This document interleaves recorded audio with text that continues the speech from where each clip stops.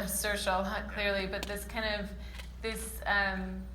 that there was Jo March, who's the fictional character, but in some ways this avatar for Louisa May Alcott. Right. But then it's sort of, it's me writing Jo March, who was written by Louisa May Alcott, played by Saoirse Ronan, that I've written for her too. It felt like there were all these kind of selves within the character, and when I went back and I researched Louisa May Alcott's life, and I'd never really known anything about her, but things that struck me as very emotional and very vivid were things like, unlike Jo March, well, she never did get married. She never had children, but she felt that she couldn't give her fictional character the revolutionary life that she had actually had. But she did know to keep her copyright. That was something she had known to do, which for a 19th century woman to keep your own copyright is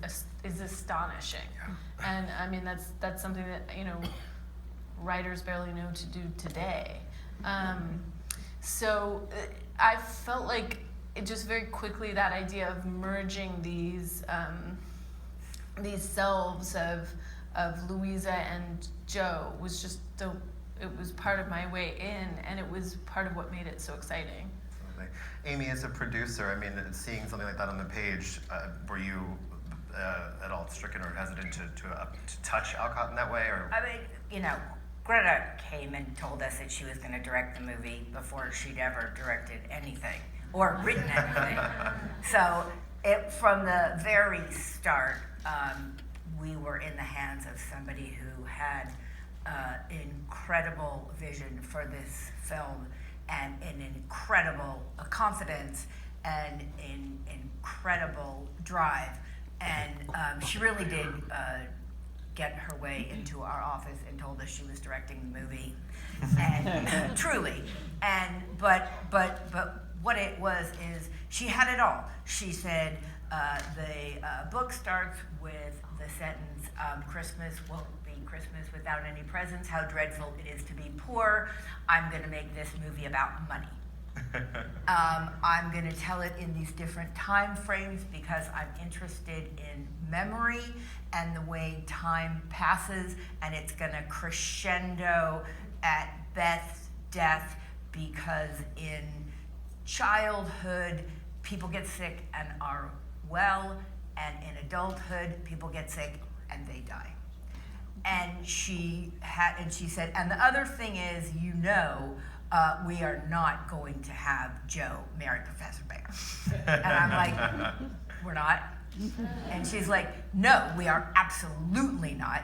This is a movie within a movie, and the whole thing is going to be that you think it's a flashback to their childhood, and you think that's what you're watching, and then in the end of it you realize that it's the book that she's writing, and she has idealized this entire thing in the same way that Louisa May Alcott idealized her own family, and we were awestruck, and then we just did whatever she said.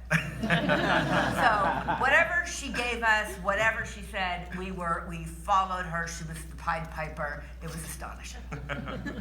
Saoirse, there's such an amazing vibrancy and modernness, but still obviously a technical classical skill that you bring to Jo. And I think Greta told me a really interesting story about a choice that you insisted on while Jo was writing her manuscript, the one that would become the book she sells and retains copyright to in the end, that you insisted on a military jacket. And I'd love you to explore that a little bit, and then maybe if there's anything else that you insisted on for the character, we'd love to know. Well, I insisted that I play her. Yes. That was the first thing. So it's weird. It's weird because very similar to Greta, I just sort of walked up to her at a party that we were at for Lady Bird and just kept tapping her on the shoulder until she turned around. Just informed her that I was playing Jo in her upcoming movie Little Women. And like Greta, I started to do research on Louisa, which I actually found even more helpful than going back to the book, because her spirit and her real life was sort of the essence of the film. And I think when you go back and you reread Little Women and you know that it's this sort of rose-tinted version of what actually happened to her, it just gives it this extra grit and real kind of heart, you know. And one of the things that I was really interested in, like Jo in Little Women, is that her need for the approval of her father is so great, and it's a real sort of motivation for her. And in real life, Louisa didn't really have the love and attention that she craved from her father until she wrote a really successful book that made loads of money. Go figure. And so I found that relationship really interesting to sort of have in the back of her head kind of all the time, that she had this mother who was so supportive and wonderful, but she also had this father who in real life did not go to war. Louisa was the one who went to war. She was a nurse during the war. But she says, you know, I was so desperate to be a boy and I wish I could go out and fight. And so when we started to do costume fittings really early on back in London with Jacqueline Duran, we were in this amazing old theatre called Sands Theatre, which, because I've worked with Jacqueline since I was about 12, and we rehearsed Atonement there. And so I feel like I've been there since I was young and sort of grown up there and stuff. And we found this amazing old military jacket. And I thought, oh, this is how she goes to war. This is how she can go into battle, is with her pen. And so, because Greta would talk about how, like, for her, writing was such a sort of athletic, physical thing. And so I think, like, even the way you do when you act or when you do anything, you've got a little good luck memento, or you put something on, or you have a photograph that just sort of gives you the motivation to go. And for her, I think it needed to be this thing. Because I think actually, even though she's a tomboy, like, clothes are quite important for Jo. They say a lot about her character, and I think she's very aware of her image and what that says about her. So, yeah, so it was just great that whenever she put this jacket on, this was in her head, her way that she could fight. That's awesome. Monsieur Desplat, I understand that Greta gave you a very interesting sort of frame of reference, or like, what was her first note about what she wanted the score to be? It's something that left me a bit perplexed. When our first conversation, when she said to me, I want the score to be like Mozart. I said, great, but Mozart meets David Bowie. And so I was perplexed, but when I saw the film, I understood that, I think I understood what she meant. The energy, the freshness, the never sad, never happy, this thing in between, that this zone which captures both emotions, and the vital energy that's on screen. Incredible. You mentioned the costumes, but the cinematography by Gerwig. So everything is so buoyant, and the way Greta has directed the actors, the way they jump around, this movement, this non-stop movement and energy. I think that was, I guess that's what Greta meant. Greta, is there one Bowie song that reminds you of the movie? Well, I will say, it's actually, this obviously film is such a collaborative art form, and it's amazing to be on stage with these three people, because Saoirse Ronan is an actor, Alexandre is a composer, and Amy is a producer. This movie would not exist without them. Like, they're so big in this movie, what it is, and it's just, I don't know, there's a sense of like, oh, there's me, and then there's, it's like I can't imagine what this movie would be without his score. It's so beautiful, so much music, and it's what I always knew he would do, and yet I didn't know what it would be. But to me, the David Bowie song that comes to mind was actually I played a David Bowie song for Saoirse while she was watching the book being printed, and we shot that the last day. Mm-hmm. That was the last. It was our last shot. It was our last shot, and many strange things happened. The first one was when Jess Goncher, who is the production designer, who was going to be here today, and he's so brilliant, and I wish he was, but he's sick. But when he showed me the model for the set he made for the printing house, I looked at it and I said, Jess, you've made a maternity ward. She's looking at her baby through the glass. And he said, oh my God, I have. And it was so perfect because it's always the way I thought of the book as her child, you know, it's that emotional. And then, you know, we were shooting, it was very emotional, it was very beautiful to watch this book being bound, these book binders in Massachusetts who actually had the old machines and they could do it the way it was done. And the book that you see made is actually the way the book of the first edition was made in 1868, that insignia, the Little Women, L.M. Alcott. I played, while we were shooting Saoirse's face, I was playing different things, but the David Bowie song, Moon Age Daydream, was the one we played over and over. Loud. The one that's, I'm an alligator, I'm a mama papa coming for you, I'm a space invader, I'll be your rock and roll dreams come true. That's, and I always love that song because it had that lyric, keep your electric eye on me.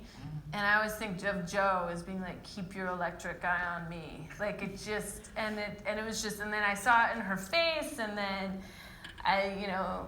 we were finishing the movie, and then when I heard Alexandre's music, it's just, it's what's crazy about movies. It was also back to that thing that you were saying as well to Alexandre too, of like, this movie is like totally rock and roll, and like what Louisa did was like, as Laura says, revolutionary, and it was a very rock and roll move for this girl to like write this book about her sisters and get it sold and keep the copyright and have it be one of the most successful books of all time, and like to have someone, I don't know, but I mean, we both love Bowie, but somebody who was so androgynous and sort of fluid himself and was a real game changer, and his music was just kind of from another stratosphere. And I can see it when I watch the film now.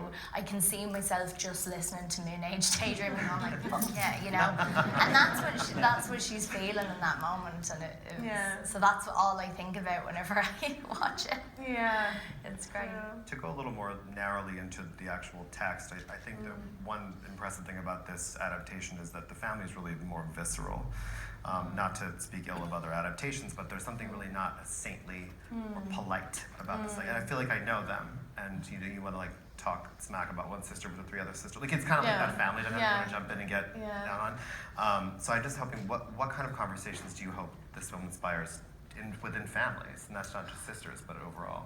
Well, I mean, I always knew that I wanted the sisters to be this kind of four-headed beast in a way, and the way that I wanted them to interact with each other, that they're kind of tumbling over each other, that the language is coming out faster than they can speak almost, and that it has this, because these lines are very famous. I mean, some of these lines have been embroidered on pillows for 150 years, and we wanted to kind of mess that up and just have it be done with. It's almost like a simultaneous reverence and irreverence, that we love this language, and what if you said it at the speed of life?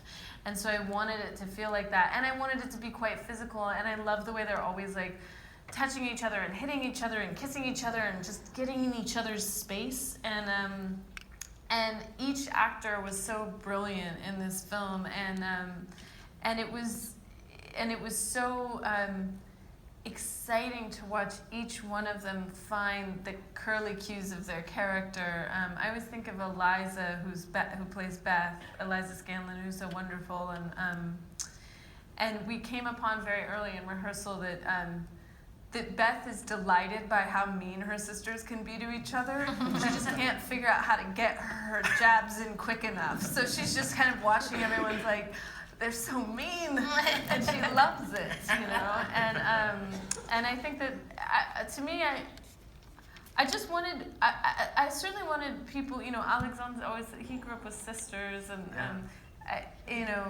I wanted anyone who's been around, anybody who's been around sisters or groups of women, it's loud.